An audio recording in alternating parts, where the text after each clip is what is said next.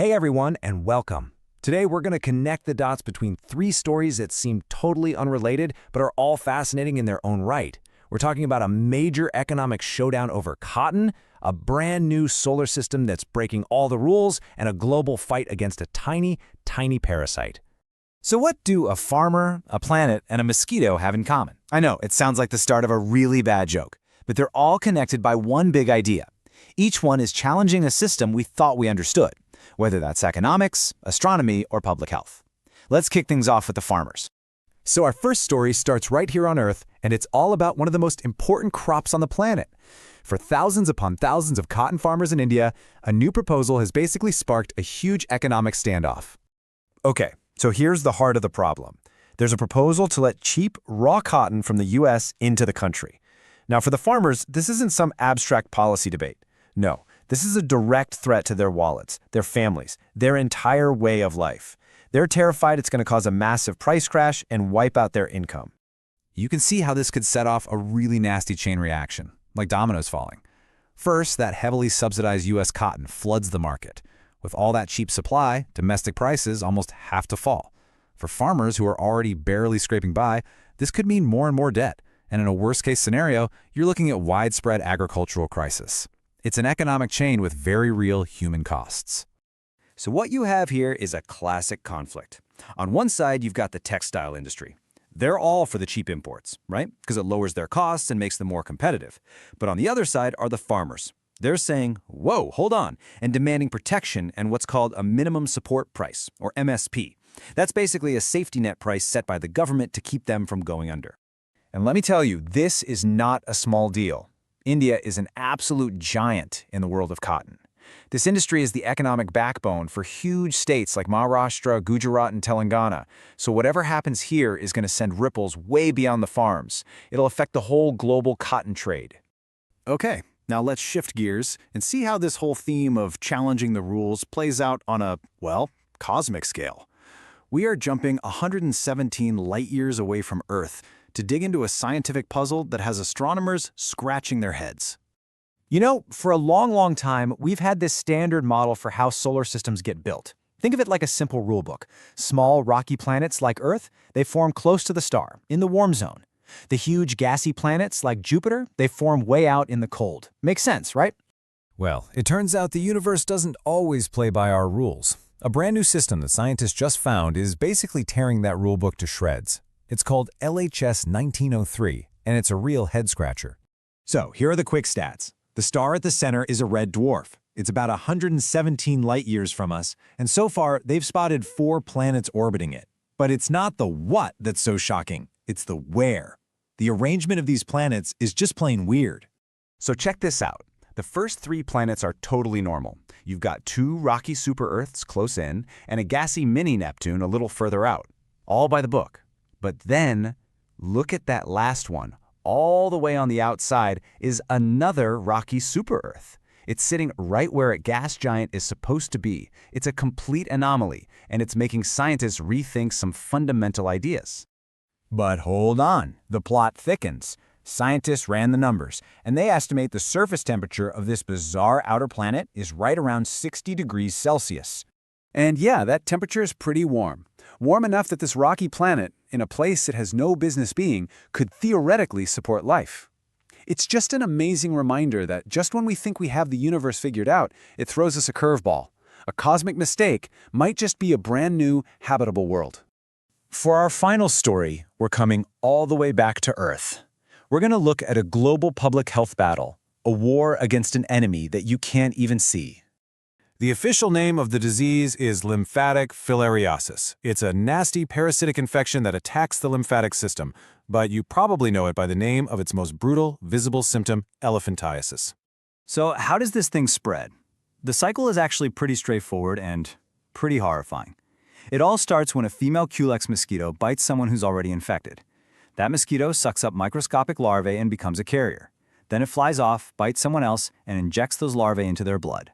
From there, the larvae make their way to the lymphatic system, grow into adult worms, and the whole awful cycle continues. The main villain in this whole story is a specific type of parasitic roundworm. It's called Wuchereria bancrofti, And this one little worm is responsible for a whopping 90% of all cases around the world. So this is public enemy number 1. So how in the world do you fight an enemy you can't see that's hiding inside millions of people? Well, the World Health Organization has a plan, and it's a powerful one. Mass Drug Administration, or MDA. The goal of MDA is, honestly, it's brilliant. The idea is to give preventive medicine to entire populations at risk, all at the same time. This kills off those little larvae in people's blood, so even if a mosquito bites an infected person, it can't pick up the parasite. You completely break the chain of transmission. You make the entire human population a dead end for the parasite. It's an amazing strategy. So there you have it. 3 completely different fronts, where the old rules are being challenged. Farmers fighting an economic system, a planet defying the laws of astrophysics, and doctors battling to break the life cycle of a parasite. It really makes you wonder, what unseen forces, what established rules are going to be challenged next? All the source material we dug into today was provided by UPS Crux. Thanks so much for joining us. नमस्कार दोस्तों, welcome है आपका दी explainer में। आज हम आपके current affairs के ज्ञान को चैलेंज करने वाले हैं एक सुपर एक्साइटिंग क्विज के साथ। तो क्या आप तैयार हैं इस चैलेंज के लिए? आज के हमारे सारे सवाल सीधे यूपीएससी क्रक्स से लिए गए हैं और इनका मोटो बिल्कुल साफ है, cut the noise keep the crux, यानी शोर को हटाओ और सिर्फ काम की बात रखो। तो चलिए सीधा काम की बात पर ही आते हैं। तो देखिए, रूल्स बड़े सिंपल हैं। 5 सवाल, 5 बिल्कुल अलग टॉपिक्स से। अपना स्कोर जरूर काउंट करते रहना। Alright, let's dive right in. Okay, तो हमारा पहला राउंड है द कॉटन कनंड्रम। ये सवाल सीधा भारतीय इकोनॉमी और एग्रीकल्चर यानी कृषि से जुड़ा है। तो पहला सवाल आपकी स्क्रीन पर है। महाराष्ट्र और गुजरात जैसे राज्यों के भारतीय कपास किसान अमेरिका से कच्चा कपास इंपोर्ट करने के प्रस्ताव का विरोध आखिर क्यों कर रहे हैं? आपके ऑप्शंस हैं ए, अमेरिका के बीजों की क्वालिटी को लेकर चिंता है, बी, देश में कपास की कीमत गिरने का और कृषि संकट बढ़ने का डर है, सी, अमेरिकी कपास भारतीय टेक्सटाइल मशीनरी के अनुकूल नहीं है, या डी, इंपोर्ट किए गए माल के लिए स्टोरेज सुविधाओं की कमी है। ध्यान से सोचिए, आपका समय शुरू होता है अब। और सही जवाब है ऑप्शन बी। जिन्होंने ये सोचा था, वेल डन। तो इसके पीछे का रीजन क्या है? देखिए, किसानों को डर है कि अमेरिका से आने वाला सस्ता सब्सिडाइज्ड कपास यहाँ के मार्केट में दामों को बिल्कुल क्रैश कर देगा। इससे सीधा असर महाराष्ट्र, गुजरात और तेलंगाना जैसे बड़े कपास उत्पादक राज्यों पर पड़ेगा। इसका मतलब है किसानों पर कर्ज बढ़ेगा और उनकी रोजी रोटी खतरे में आ जाएगी। ये एक बहुत बड़ा इकोनॉमिक कंसर्न है। चलिए अब जमीन से उठकर सीधा अंतरिक्ष की तरफ चलते हैं। पेश है round 2, a strange news system. कुछ बहुत ही अजीब और दिलचस्प। सवाल नंबर 2, हाल ही में खोजे गए प्लैनेटरी सिस्टम LHS 1903 को साइंटिस्ट्स अजीब या स्ट्रेंज क्यों मान रहे हैं? आपके ऑप्शंस ए, इसमें सिर्फ गैस वाले ग्रह हैं, कोई ठोस सतह नहीं, बी, इस सिस्टम का तारा एक ब्लू जायंट है जो कि बहुत रेयर है, सी, यहाँ एक पथरीला ग्रह गैस वाले ग्रहों से भी दूर पाया गया है जो ग्रहों के बनने की थ्योरीज को चैलेंज करता है, या डी, इस सिस्टम के सभी 4 ग्रहों का तापमान -100 डिग्री सेल्सियस से भी कम है। सोच समझ के जवाब दीजिएगा। 5 सेकंड पॉज। और इसका सही जवाब है ऑप्शन सी। ये तो आसानी से गेस नहीं किया जा सकता था। तो ये सिस्टम इतना अजीब क्यों है? वेल, अब तक हम सोचते थे कि ग्रह एक सीक्वेंस में बनते हैं, जैसे हमारे सोलर सिस्टम में पथरीले ग्रह अंदर हैं और गैस वाले बाहर। लेकिन ये सिस्टम, जिसे ESA के चियोप्स टेलीस्कोप ने खोजा है, इस पूरी थ्योरी को उल्टा कर देता है। यहाँ चट्टान वाले सुपर अर्थ्स गैस वाले मिनी नेपच्यून से भी ज्यादा दूर हैं। ये डिस्कवरी हमें बताती है कि ब्रह्मांड के बारे में हमें अभी कितना कम जानते हैं। इसी सिस्टम से जुड़ा हमारा अगला सवाल, LHS 1903 सिस्टम के उस बाहरी पथरीले ग्रह का जीवन की संभावना के लिए सबसे बड़ा साइंटिफिक सिग्निफिकेंस क्या है? आपके ऑप्शंस ए, इसका सरफेस टेम्परेचर ठीक 0 डिग्री सेल्सियस है जिससे वहां लिक्विड पानी मिल सकता है, बी, इसका सरफेस टेम्परेचर लगभग 60 डिग्री सेल्सियस है जो इसे सैद्धांतिक तौर पर पोटेंशियली हैबिटेबल बनाता है, सी, ये ब्रह्मांड का इकलौता ऐसा ग्रह है जहां नाइट्रोजन से भरा एटमॉस्फेयर है, या डी, ये अपने तारे का चक्कर ठीक 365 दिन में लगाता है, बिल्कुल धरती की तरह। 5 सेकंड पॉज। और सही जवाब है एक बार फिर ऑप्शन बी। जी हाँ, लगभग 60 डिग्री सेल्सियस। अब आप सोच रहे होंगे कि 60 डिग्री तो काफी गर्म है, लेकिन यही तो इसकी सबसे फैसिनेटिंग बात है। देखिए, ये टेम्परेचर इस ग्रह को पोटेंशियल हैबिटेबिलिटी यानी जीवन की संभावना को स्टडी करने के लिए एक की सब्जेक्ट बनाता है। साइंटिस्ट सब ये समझने की कोशिश कर रहे हैं कि ऐसे ग्रहों का एटमॉस्फेयर कैसे बनता है और कैसे नष्ट होता है। ओके, अब अंतरिक्ष से वापस जमीन पर आते हैं और एक बहुत बड़े ग्लोबल हेल्थ चैलेंज की बात करते हैं। पेश है हमारा round 3, the war on filariasis. सवाल नंबर 4, लिम्फेटिक फिलेरियासिस, जिसे आमतौर पर एलिफेंटियासिस या हाथी पांव कहते हैं, मुख्य रूप से किसके कारण होता है?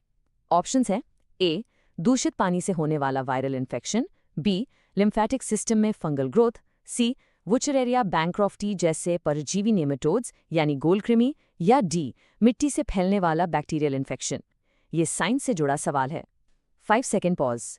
इसका बिल्कुल सही जवाब है ऑप्शन सी, पैरासिटिक नीमेटोड्स। आइए इसे आसान शब्दों में समझें। ये एक परजीवी रोग है जो गोल कृमि या राउंड वर्म से होता है।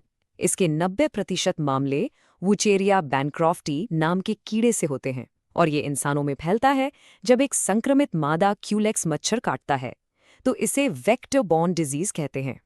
और अब इस क्विज का आखिरी सवाल।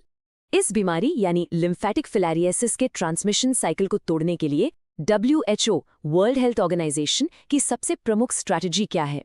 ए, सर्जरी से संक्रमित लिम्फ नोड्स को निकालना, बी, सालाना प्रिवेंटिव कीमोथेरेपी के जरिए मास ड्रग एडमिनिस्ट्रेशन यानी MDA, सी, संक्रमित व्यक्ति को 6 महीने के लिए पूरी तरह से अलग रखना, या डी, सभी पालतू जानवरों को वैक्सीन लगाना।